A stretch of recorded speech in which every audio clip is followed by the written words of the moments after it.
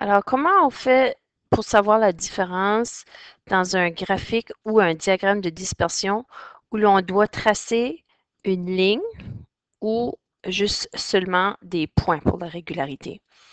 Alors, comment on fait la différence entre les deux? C'est que on place une ligne lorsque notre régularité peut être un nombre décimal. Par exemple, si je vais voir dans ma deuxième page ici, alors ici, je parle de chansons qui sont téléchargées. Donc, les chansons qui sont téléchargées, je ne peux pas télécharger la moitié d'une chanson ou trois quarts d'une chanson. Ça fait qu'à ce moment-là, ça serait une régularité seulement avec des points. Dans mon deuxième exemple, ici, je parle d'essence, hein, la régularité avec de l'essence qu'on met dans notre auto, par exemple. Donc, ici, quand je fais le plein dans ma voiture, je peux placer 1,8 litres d'essence ou 25 centièmes d'essence. Alors, ça peut comprendre des nombres décimaux. Ça fait quand la régularité, il est possible d'avoir des nombres décimaux. Là, à ce moment-là, on place un graphique ou un diagramme de dispersion avec une ligne.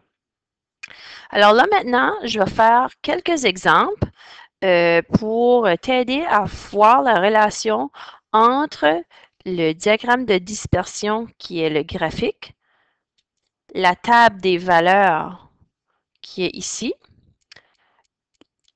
comment trouver la régularité, comment avec nos données trouver l'expression algébrique et comment trouver l'équation algébrique. Alors, on va aller commencer. Alors, si je regarde ceci, alors je peux voir dans mon diagramme de dispersion que je parle dans le titre, c'est ça qui va m'indiquer de quoi je parle, de la relation entre le nombre de chansons téléchargées et le coût. Ça fait que je parle des chansons que je vais télécharger et combien que ça coûte. Donc ici, si je veux voir ma première question, quel sera le coût du téléchargement de 11 chansons? Mais si je regarde dans mon diagramme de dispersion, je garde chansons ici, je ne vois pas qu'il y a 11 chansons. Donc, ça s'appelle de l'extrapolation. Ça fait qu'il faut que j'aille trouver une donnée qui n'est pas dans mon diagramme de dispersion. Donc, comment est-ce que je vais faire ça pour être sûr? Parce que ici, si je regarde, c'est comme difficile à voir. Là. Ici, là, pour une chanson, c'est-tu 1,50 $, 75, je ne suis pas sûre. Là. Ensuite de ça, pour deux chansons, là, on dirait que c'est pas clair exactement qu'est-ce qui est le prix. À la troisième chanson, c'est pas non plus clair parce que je suis comme en deux lignes. Mais à la quatrième chanson, par contre, je suis claire parce que c'est directement sur la ligne du 6 $. Donc ici, je pourrais tout de suite aller mettre pour montrer que pour la quatrième chanson, que c'est 6 $. Ça fait que je peux mettre ici pour la quatrième chanson, je sais que c'est 6 $. Ça fait que je vais indiquer mon 6 là, parce que c'est vraiment ça, on peut voir que c'est. Donc, le tableau, la table des valeurs la table des valeurs, ceci, a toujours rapport avec mon diagramme de dispersion. Ça fait là, si je vais faire ici, qu'est-ce qui est ma première chanson? OK? Alors, on va aller à voir comment ça coûte ma première chanson. Ici, ce point-là. Là. Donc, si je vais à un estimé pour voir si que j'arrive totalement sur le 6 ici pour la quatrième chanson pour 6 $. Donc, si je vais voir, j'essaie, je sais pas, moi, ça a l'air comme 1,50 $ la chanson. Voilà, on va essayer ça. 1,50 $. OK? Alors, pour deux chansons, ça devrait me coûter 3 $. Alors, si je viens voir ici sur mon diagramme, hein, deuxième chanson, ouais, ici, là, ça a l'air comme si c'est 3 $. Ça semble bien ça. Et la troisième chanson, ici, donc, troisième chanson, ça peut m'indiquer que c'est, troisième chanson, ça peut m'indiquer que c'est 4,50 $. OK? Et ma quatrième chanson, comme j'étais certaine que c'était 6, alors je vais voir ici là, c'était 6. On voit ici que c'est 6. Donc, je peux voir que ma quatrième chanson est 6 $. Donc, à partir de là, je suis capable de trouver ma régularité. Bon, ma régularité, comment on fait pour trouver ça? Je vais voir les bons ici dans la colonne des Y. Donc, je vais voir les bons que ça fait d'un chiffre à l'autre. Donc, ici, de 1,50 $ à 3 $, alors il y a un bon de 1,50 $. De 3 $ jusqu'à 4,50 $, il y a encore un bon de 1,50 $. Puis, de 4,50 $ jusqu'à 6 $, il y a encore un bon de 1,50 $. Donc, ça veut dire que ma régularité, c'est toujours 1,50 $. Donc, qu'est-ce qu'il faut que je fasse avec ça? Avec mon axe des X ou encore le N. Pourquoi que le N est là? Alors, voici pourquoi que le N est là.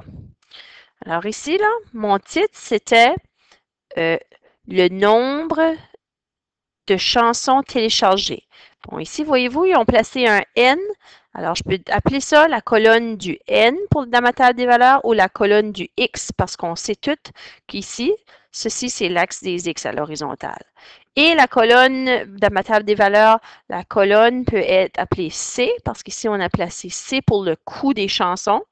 Alors, le C ou l'axe des Y. Alors, dans ma table des valeurs, on peut avoir deux noms dans ce cas ici. Donc, ici, si je reviens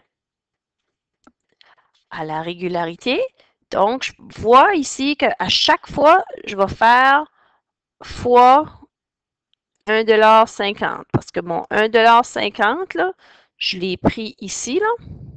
Puis, on sait qu'habituellement, le bon, OK, qu'est-ce qu'il faut qu'on fasse avec pour être capable de trouver la régularité? C'est le multiplier avec la colonne des X ou ici, dans ce cas ici, dans la colonne des N. Puis, on peut trouver qu'est-ce que la valeur dans la colonne de C. Donc, si je fais ici, fois 1,50, je vais changer de couleur parce qu'on ne voit pas très bien avec le noir. Donc, ici, c'est encore fois 1,50. 2 fois 1,50, ça donne bien 3. OK? Bon, ensuite de ça, 3 fois 1,50, OK, ça donne 4,50. Je vais vous montrer avec la calculatrice pour faire sûr que vous voyez bien que c'est ça. Donc, 3 fois 1,50, ça me donne bien 4,50.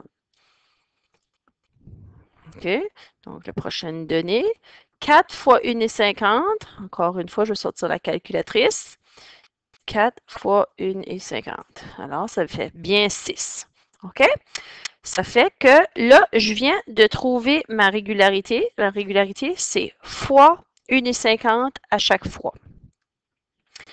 Ensuite de ça, comment partir de notre régularité pour être capable de trouver l'expression algébrique? Donc, l'expression algébrique, là, c'est qu'est-ce que je fais avec ma colonne ici, avec chaque donnée de n ou de x. Alors, qu'est-ce que je fais à chaque fois? À chaque fois, je vais faire mon n fois 1,50 ou encore mon x fois 1,50. Donc, mon expression algébrique ici, c'est 1,50x ou 1,50 centième n. Ça, c'est mon expression algébrique. Et mon équation algébrique, bon, avec une équation, la différence entre expression algébrique et équation algébrique, dans l'équation algébrique, il y a une réponse. Donc, qu'est-ce qui pourrait être ma réponse? Alors, j'ai plusieurs possibilités. Donc, je peux écrire 1,50 centième x est égal à y, parce qu'à chaque fois que je multiplie de la colonne des x, ça me donne la réponse dans la colonne des y. Ou encore une fois, je pourrais me servir des lettres N et C, c'est-à-dire 1,50x est égal à C. Donc, c'est égal à tout ce dans la colonne C. Ou encore une fois, je pourrais mettre une réponse qu'il y a dans la table des valeurs, comme si j'ai choisi 6. Donc, 1,50 centième N est égal à 6. Alors, ça, c'est une équation algébrique. Donc, comment qu'on fait le lien pour être capable de trouver qu'est-ce qui est ma 11e chanson. Donc, la 11e chanson. Si je viens de ma table des valeurs et j'écris ici le chiffre 11. Donc, qu'est-ce qu'il faut que je fasse avec mon 11 pour être capable de trouver le coût de ma 11e chanson? Donc, il faut que je fasse fois 1,50. Donc, 11 fois 1,50. Je vais avec ma calculatrice pour vérifier. 1,50. Ça va me donner 16,50. Donc, dans ma réponse, ici, pour 11 chansons, ça va me coûter 16,57 $. Donc, je peux venir répondre à ma question plus haut. Pour 11 chansons, c'est 16,50 $.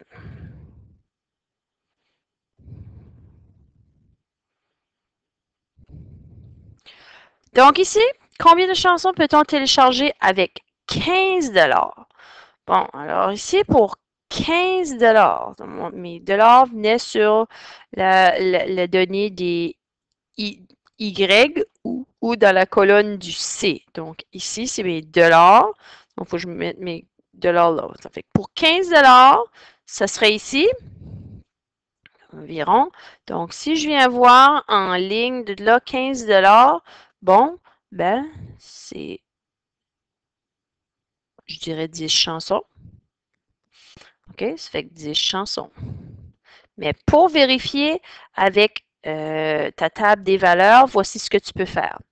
Donc, tu sais ici que tu as multiplié tout le temps ta colonne de X ou ta colonne de N par 1,50 pour trouver la valeur qu'il y avait dans la colonne des Y. Donc, on va faire l'opération contraire pour vérifier ça. Donc, on va venir ici, on va faire 15 divisé par 1,50.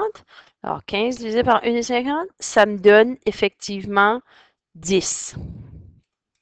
Donc, ça veut dire que c'est 10 chansons pour avoir qui va coûter 15 $. Finalement, dernière chose, que signifie le point de coordonnées 6, 9? Alors, si je viens ici, alors la coordonnée 6 et 9. 9 serait ici, là. OK? Donc, 6, 9. Ça veut dire, quand j'ai 6 chansons, ça va me coûter 9 $. OK? Alors, les coordonnées, il ne faut pas oublier que la première coordonnée ici, le 6, se lit toujours sur l'axe des X. OK? Et la deuxième coordonnée se lit toujours sur l'axe des Y. Voyez-vous ici, 6 est sur l'axe des X et le 9 est sur l'axe des Y.